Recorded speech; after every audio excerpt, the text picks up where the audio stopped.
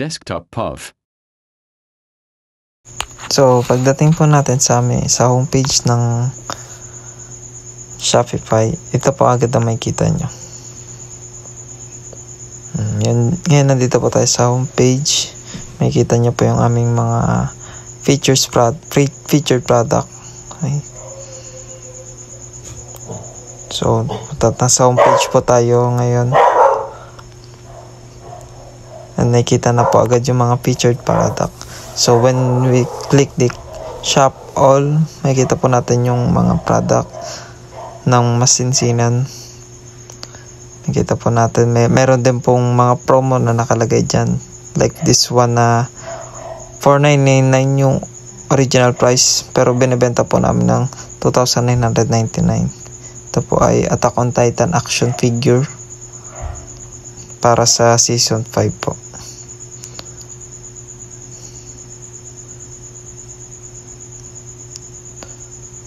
Sa baba makikita po namin yung iba pang product. This one po ay Jujutsu Kaisen mini action figure.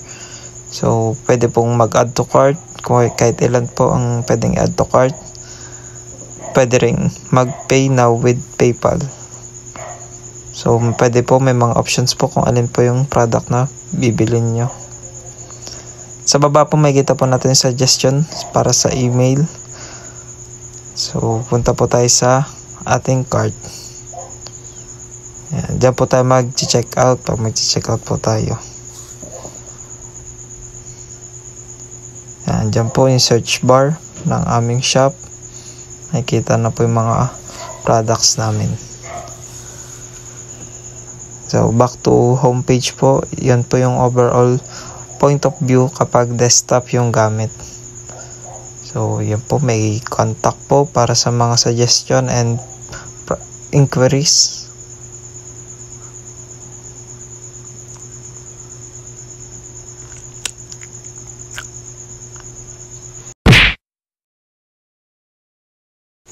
So, ito naman po yung point of view kapag yung mobile phone natin ang gamit sa pag-shop sa aming e-commerce shop.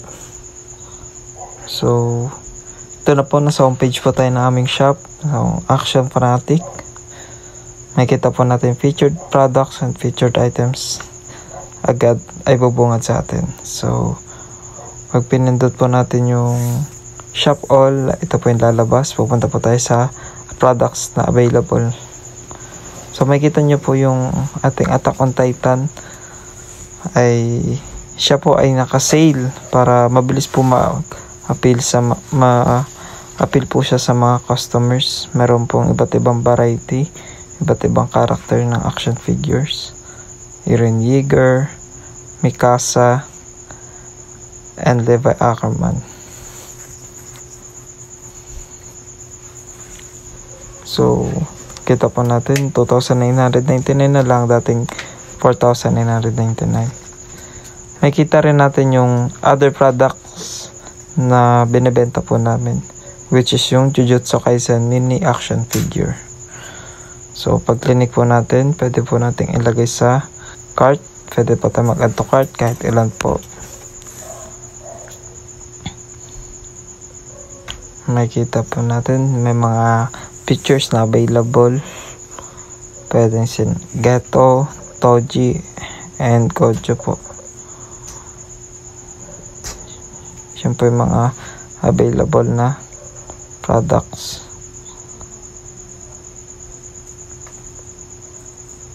So, pag mag-check out po tayo, nandun po sa upper right corner.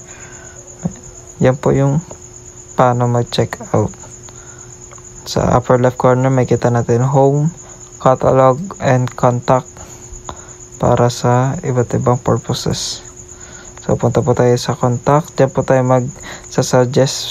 magpapasa ng suggestion or inquiries sa aming shop.